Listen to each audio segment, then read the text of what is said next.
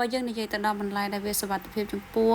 សុខភាពក្រុមគ្រួសាររបស់យើងអានេះវាគឺជាក្តីកង្វល់ដ៏ធំបំផុតសម្រាប់បងដែលជាស្ត្រីមេផ្ទះត្រូវអត់បងអូនពីព្រោះក្នុងពេលបច្ចុប្បន្នភាគច្រើនបន្លែគឺយើងមានការនាំចូលច្រើនពីប្រទេសជិតខាងដែលយើងពិបាកនៅក្នុងការស្វែងរកប្រភពបន្លែដែលវាសុវត្ថិភាពសម្រាប់ការញ៉ាំរបស់យើងមែនតើដូចនេះដើម្បីយើងធានាបានថាបន្លែនឹងវាធម្មជាតិសុវត្ថិភាពសម្រាប់ការញ៉ាំរបស់យើងគឺមានតែការដាំដុះដោយខ្លួនឯងប៉ុន្តែសម្រាប់បងអូនដែលគាត់នៅតាម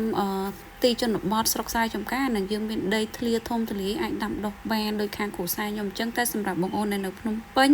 អានឹងគឺគាត់ពិបាកនៅក្នុងការដាំដុះដែរអញ្ចឹងវាប្រឈមត្រូវឲ្យពួកគាត់ត្រូវស្វែងរកទីផ្សារលក់ផលិតផលកសិកម្មធម្មជាតិណាដែលអាចជឿជាក់ទុកចិត្តបានអញ្ចឹងណាតែសម្រាប់គ្រួសារខ្ញុំដែលយើងនៅស្រុកស្រែចម្ការចេះយើងមានដីធ្លាធំទូលាយដែរអញ្ចឹងយើងអាចប្រកបការដាំដំណាំសម្រាប់ការញ៉ាំក្នុងគ្រួសារយើងបានអញ្ចឹងសម្រាប់ថ្ងៃហ្នឹងដោយសារតែគ្រាប់តសក់ខ្ញុំគឺបដោះបានកូនល្មមនឹងដាំហើយអញ្ចឹងរៀបចំដីធ្វើការដាំជាមួយនឹងតសក់ជាមុនសិនហើយចំពោះគ្រាប់តសក់ពេលដែលយើងដាំយើងអាចកប់វានឹងដីតែម្ដងក៏បានដែរប៉ុន្តែដោយសារគ្រាប់តសក់ខ្ញុំទុកមានរយៈពេលយូរភ័យខ្លាចថាវាអត់ដុះអញ្ចឹងទៅយើងក៏ធ្វើកន្ទងបដោះវាសិនដើម្បីជៀសវាងថាបើយើងកប់ដីវាអត់ដុះអានឹងយើងពិបាកចំណាយពេលវេលាដាំវាមួយសាទៀតអញ្ចឹងណាតែយូរឆ្នាំក៏ពិតមែនវាជិត2ឆ្នាំហើយតែវាដុះល្អមែនតើមកកន្ទងយើងតែ4-10គ្រាប់អញ្ចឹងវាដុះទាំងអស់ប៉ុន្តែនៅពេលដែលខ្ញុំយកទៅដាំក៏ខ្ញុំមិនបានដកចេញដែរព្រោះដោយសារធម្មតាពេលយើងដាំទៅវាអាចមានងាប់មានអីខ្លះចឹងទៅអញ្ចឹងយើងដាក់វាយ៉ាងច្រើនតិចក៏វាអត់ជាបញ្ហាដែរហើយចំពោះការដាំក៏ខ្ញុំអត់ដាំច្រើនដែរយើងមានផ្ទៃដីថាវាធំល្មមវាមិនទៅធំខ្លាំងអីណាស់ទេអញ្ចឹងយើងដាំបន្លែដើម្បីបានច្រើនមុខអញ្ចឹងមួយមុខយើងដាំតិចអញ្ចឹងណាព្រោះដោយសារការដាំបំណងធំគឺយើងផ្គត់ផ្គង់នៅក្នុងគ្រួសាររបស់យើងតែប៉ុណ្ណោះអញ្ចឹងមិញដាំទៅសក់ហើយឥឡូវហ្នឹងគឺធ្វើកន្ទងបណ្ដោះកូនម្រះម្ដងដោយសារតែម្រះយើងទុំតែបានត្រាំវាដុះក្រោយទៅសក់អញ្ចឹងយើងបណ្ដោះវាក្រោយហើយយើងដាំបន្តគ្នាអញ្ចឹងណាចំពោះម្រះបើសិនជាយើងធ្វើកន្ទងដាក់បណ្ដោះចាស់អាហ្នឹងគឺវាដុះកូនល្អជាងពេលដែលវាដុះសំល្មមហើយសំយើងយកទៅដាំមកព្រោះបើយើងកប់ដីដូចតែសក់ហ្មងវាប្រឈមមួយការអត់ដុះជាងទៅសក់អញ្ចឹងយើងធ្វើបែបនេះទៅយើងប្រកាសដឹងទៅថាវាដុះតែម្ដងសម្រាប់យើងដែលនៅទីតាំងស្រុកស្រែចម្ការគឺមានតែការដាំដុះបន្លែនៅតាម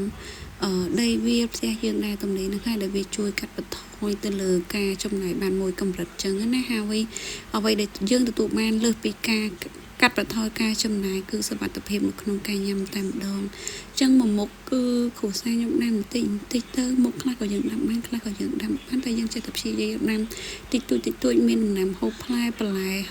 អីផ្សេងអញ្ចឹងណានេះសម្រាប់ទ្របស្រួយគឺអត់ដាំច្រើនទេព្រោះខ្លាចដាំច្រើនពេកទៅយើងញ៉ាំអស់ទៅវាទុកចោលទុកអីចឹងទៅហើយម្រះបដោះថ្ងៃមុនណាឥឡូវមករយៈពេលជាង10ថ្ងៃគឺបានដាំហើយឥឡូវវាល្មមនឹងការដែលយើងដោតទ្រើងហើយចំពោះតសក់អីហ្នឹងគឺយើងល្មមនៅក្នុងការដោតទ្រើងអស់ហើយពេលល្ងាចឡើងអត់មានអីទេបងអូនយើងឆ្លៀតពេលទៅចឹងទៅស្មាជិកគ្រួសាររបស់យើងទាំងអស់យើងចេះឆ្លៀតពេលជួយគ្នាតិចតួចទៅណាធ្វើនេះធ្វើនោះចឹងទៅនៅតំណាំក្រោយផ្ទះរបស់យើងចឹងទៅអ្នកខ្លះដោតទ្រើងអ្នកខ្លះអង្គុយមើលអីចឹងទៅពិសេសមេតូចនេះគឺអ្នកអង្គុយមើលចាត់ចែងរឿងតំណាំរឿងអីនៅក្រោយផ្ទះយើងទៅនិយាយលេងឲ្យបងអូនហើយដោយផ្កានេះវាហូរតាមទឹកអីដោះមកចឹងទៅឃើញវាស្អាតពេកក៏អត់ចំថាត្រូវកាត់វាចោលចេះតែទុកចឹងទៅណាហើយតំណាំក្រោយផ្ទះខ្ញុំដាំតែមិនមុខទេមានតែសក់ស្ដែកគួរមានម្រះមានពពាំងហើយឥឡូវនេះគឺយើងតំបន្ថែមការដាំតកួនហើយបពោតវិញនោះបាន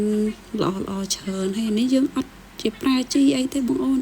យើងប្រើជីអាចគោអីតិចតួចចឹងណាហើយត្រប់នោះគឺវា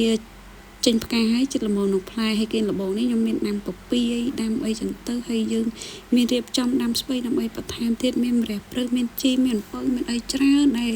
ខ្ញុំអត់បានថតប្រាប់បងអូននៅក្នុងវីដេអូហ្នឹងចឹងណា